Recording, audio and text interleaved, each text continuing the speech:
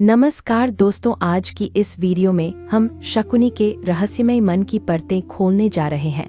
आज हम देखेंगे कि शकुनी खलनायक था या राजनीति का मास्टर था। हम शकुनी का असली उद्देश्य समझेंगे और गांधारी के श्राप की कथा सुनेंगे। हम शकुनी के बदले की आंच महसूस करेंगे और उसके खेल के दांव समझेंगे। आज की यात्रा में पौराणिक गलियों से गुजरेंगे और अनोखी कहानियों से मिलेंगे। आप अंत तक देखेंगे तो आपको शकुनी की छवि नई नज़र से दिखेगी।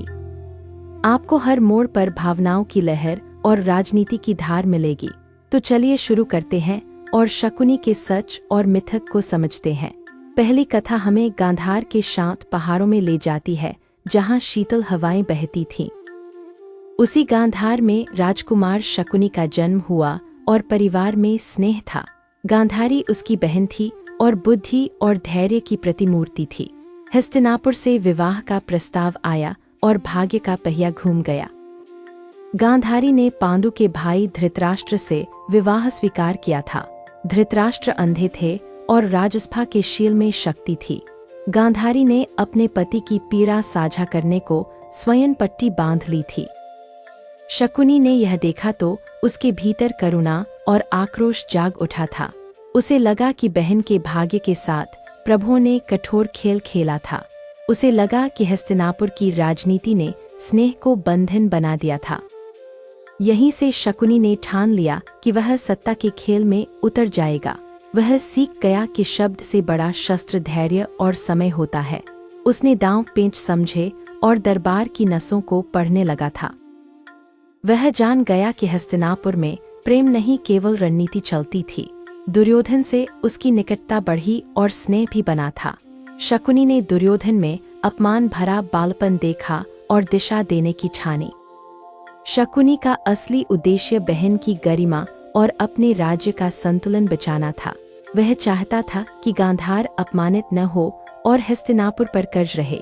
उसने यह भी चाहा कि दुर्योधन सुरक्षा की दीवार बने और कर्जदार रहे।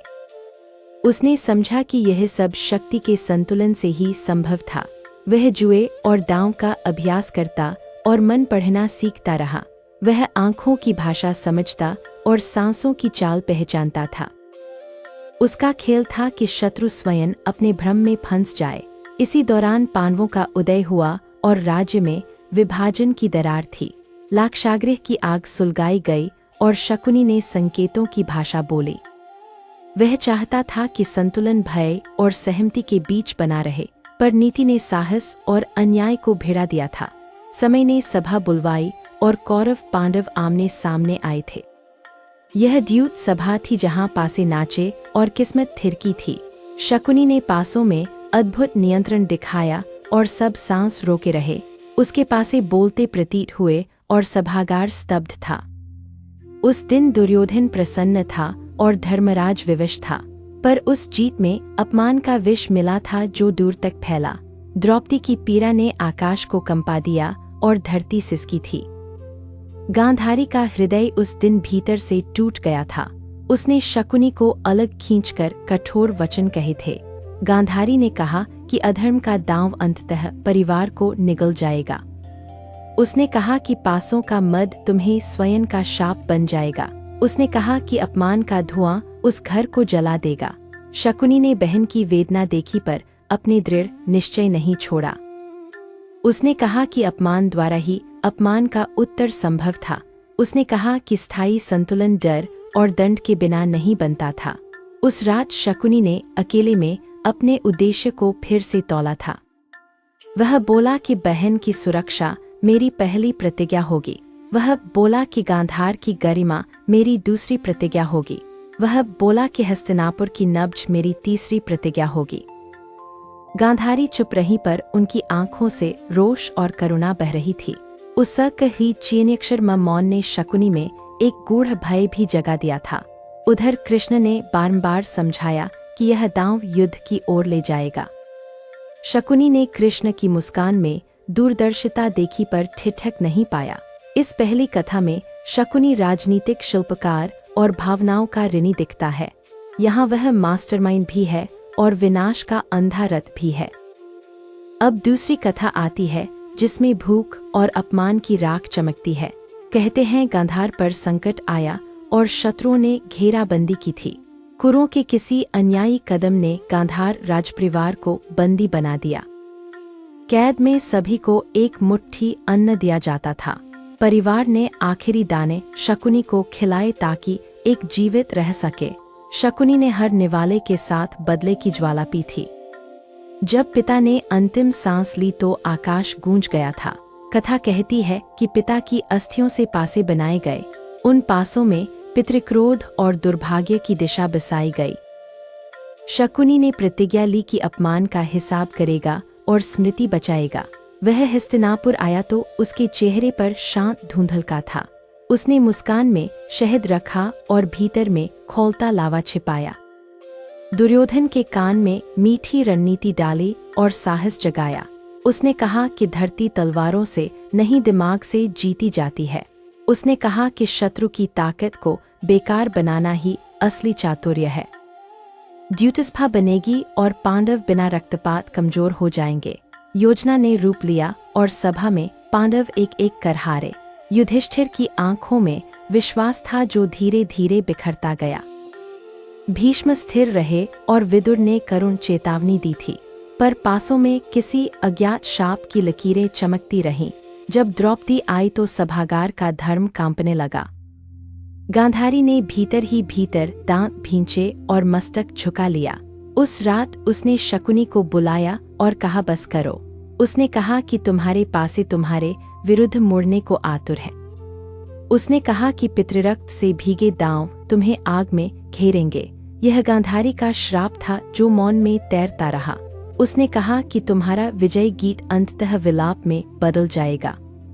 शकुनी ने बहन की चेतावनी सुनी और पल भर ठहर गया, पर बदले की राख ने उसे फिर आगे धकेल दिया था। उसने कहा कि न्याय दया से नहीं शक्ति से लौटेगा। उसने कहा कि पांडवों की वापसी की राह कठिन बनानी होगी। वनवास और अज्ञातवास की कठिन शर्तें इसी सोच से बनी। उधर पांडव चुपचाप पर्वत जैसी धैर्य की ढाल पहनते रहे।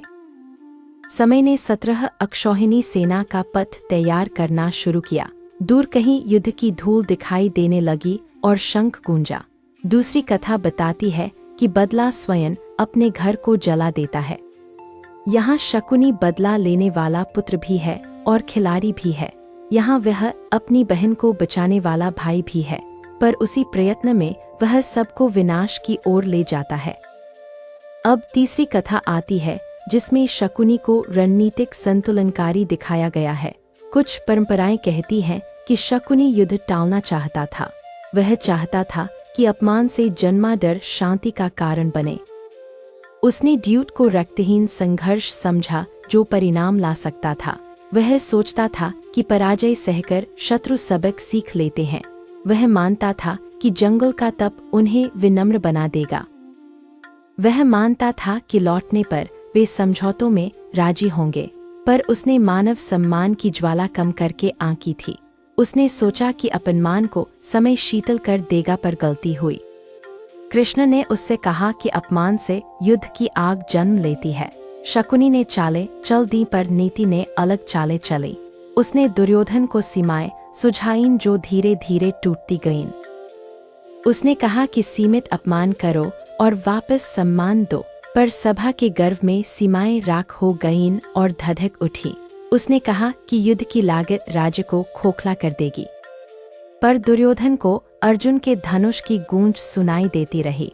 उसने भीम की गर्जना में चुनौती देखी और हट बढ़ा।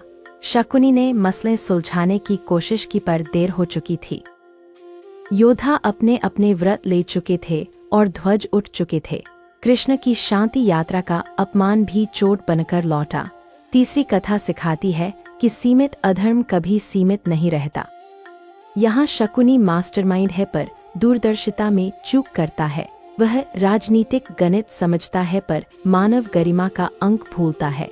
वह समझौतावादी शांति चाहता है, पर न्यायपूर्ण शांति नहीं देता। अब चौथी कथा आती है जिसमें रहस्यमय शक्ति और शाप की आहट है। कहते हैं एक रात शकुनी एक परित्यक्त प्राचीन मंदिर पहुंचा था। वहां पुराने पत्थरों में जुए का देवता मौन से सोया था। शकुनी ने दीप जलाया और धुएं में अजीब आकृतियां उभरी थीं। उसने संकल्प लिया कि पासों को अपने इशारे पर नचाएगा। वह साधना में बैठा और महीनों तक मौन साधा करता रहा।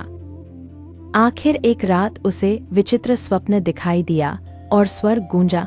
स्वर ने कहा कि जीत की कीमत हार से चुकानी होगी। स्वर ने कहा कि हर जीत किसी प्रिय की हानि से जुड़ेगी। शकुनी ने कीमत स्वीकार की क्योंकि उसके भीतर क्रोध जलता था। इसके बाद उसके पासों ने अद्भुत आज्ञा पालन करना शुरू किया था, पर हर सफलता के बाद कोई संबंध टूटता और कोई दोस्त छूटता। दुर्योधन का अहन बढ़ा और भीष्म का विवेक अकेला पड़ता गया। विदुर की आंखें नम होती और कृष्ण की दृष्टि गहरी होती। गांधारी को लगने लगा कि यह शक्ति शाप में बदल रही है।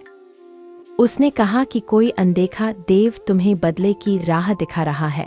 उसने कहा कि उस देव की फीस बहुत बड़ी निकलेगी। शकुनी ने तब पहली बार भय का स्वाद महसूस किया था। उसने पासों को दूर रखकर प्रार्थना की, पर मन डोलता रहा। जब द्यूतस्फा फिर बुलाई गई तो उसने स्वयं को रोक नहीं पाया। वह फिर अपने जाल में उलझा और अपना घर जलाया। चौथी कथा कहती है कि वरदान और शाप अक्सर एक सिक्का होते हैं। वे एक ही राह पर चलते हैं और अलग मोड़ पर खड़े होते हैं।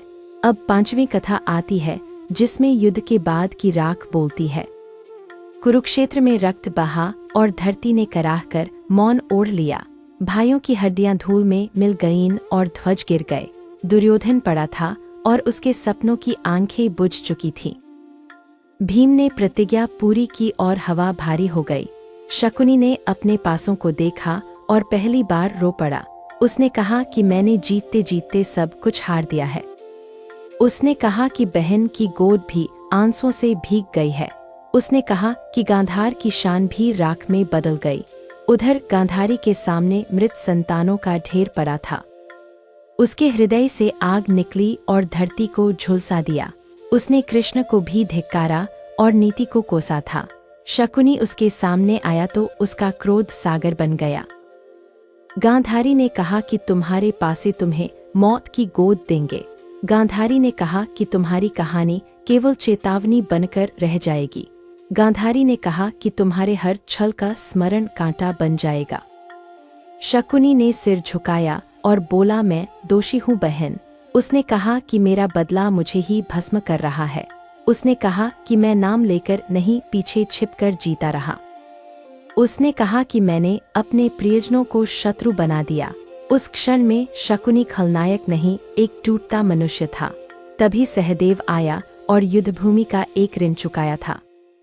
सहदेव ने प्रतिज्ञा की थी कि शकुनी को वह मारेगा। उसने अपने वचन को निभाया और वंश का बोझ उतारा। शकुनी गिरा तो पासे दूर लुढ़ककर शांत हो गए, जैसे उनमें बसी खुन्नस और रोष आखिरी सांस ले। पांचवी कथा में बदला अंतिम सांसें लेता और पछतावा जन्म लेता है। यहाँ शकुनी स्वीकार करता है कि खेल की कीमत बहुत बड़ी थी। अब इन पांचों कथाओं के भीतर एक डोरी छिपी हुई है। यह डोरी शकुनी का असली उद्देश्य और उसकी बहन का दुख है। वह बहन की मर्यादा और जन्मभूमि की रक्षा को सर्वोपरि रखता है। वह इसे पाने के लिए जटिल राजनीति का रास्ता चुनता है। यह रास्ता धूर्तता से भरा और परिणाम में भस्मकारी साबित होता है। गांधारी का श्राप उसकी आत्मा को बराबर आंदोलित करता रहता है। वह श्राप कभी शब्द में तो कभी मौन में प्रकट होता है। उस श्राप का केंद्र यह है कि अधर्म अपने घर लौटता है। शकुनी का बदला अंततः शकुनी का सबसे बड़ा शत्रु बन जाता है। वह बदला उसकी रणनीति को चाबुक बनाता और मन को कैद करता है। जब बदला उसके प्रियजनों पर कोड़े बरसाता है तो देर हो जाती है। अब हम शकुनी खलनायक या राजनीति के मास्टर विषय पर लौटते हैं। यदि आप केवल परिणाम देखें तो शकुनी विनाश का सेतु दिखता है। यदि आप उद्देश्य देखें तो वह सुरक्षा और संतुलन चाहता दिखता है। यदि आप साधन देखें तो वे छल और अपमान से दूषित पाए जाते हैं। यदि आप मन देखें तो वहाँ बहन के आंसू और पितृक्रोध है। यदि आप नीति देखें तो वहाँ दूरदर्शिता और अंधी हट साथ है। इसीलिए शकुनी एक साथ खलनायक और राजनीति का मास्टर बन जाता है। वह राजनीति का शिल्पकार है पर नैतिकता का शिष्य नहीं है। वह पासों का जादूगर है पर करुणा का साधक नहीं है। वह समय की नब्ज पकड़ता है पर सत्य की धड़कन खो देता है। अब एक छोटी पुरानी कथा और सुनिए जो मन को छूती है। कहते हैं एक वृद्ध ब्राह्मण ने शकुनी को दान का महत्व समझाया था। उसने कहा कि जो देता है वही शांति पाता है हमेशा। शकुनी ने एक दिन द्रौपदी से क्षमा मांगने का विचार किया था, पर दरबार की दीवारों ने उसके पांव बांध लिए और वह थम गया। यदि वह क्षमा मांग लेता तो शायद युद्ध टल जाता, पर शायद नीति को वही तूफान चाहिए था जो आ चुका था। एक और कथा कहती है कि शकुनी ने कृष्ण से अकेले मुलाकात की। कृष्ण ने कहा कि राजनीति के ऊपर करुणा का शासन होना चाहिए। शकुनी ने कहा कि करुणा की भाषा शस्त्र नहीं समझते हैं। कृष्ण ने उत्तर दिया कि करुणा की ताकत समय समझता है। दोनों मुस्कुराए और दोनों अपनी राहों में दृढ़ बने रहे। एक तीसरी कथा कहती है कि विदुर ने शकुनी को दर्पण दिखाया। विदुर ने कहा कि जो जीत सकता है वह रोक भी सकता है। विदुर ने कहा कि रोकना जीतने से ज्यादा साहस चाहता है। शकुनी ने दर्पण देखा पर अपने चेहरे पर पर्दा डाल दिया। एक चौथी कथा कहती है कि भीष्म ने उसे पोते समझकर दुलार दिया। भीष्म ने कहा कि कुल की मर्यादा को तलवार से नहीं बांधा जाता। शकुनी ने प्रणाम किया पर मन में वही पुरानी चोट रही। एक पांचवी कथा कहती है कि द्रौपदी ने आकाश की ओर देखा। उसने कहा कि मेरा अपमान सारे राजमुकुटों के लिए आईना होगा। उस आईने में शकुनी का चेहरा सबसे स्पष्ट दिखाई देता है। वह चेहरा राजनीति का मास्टर भी है और अपराध का प्रतीक भी है। अब समय है कि हम इस कथा से सीख लेकर आगे बढ़ें। अपमान की राजनीति से दूर रहकर सम्मान की राजमार्ग पर चलना चाहिए।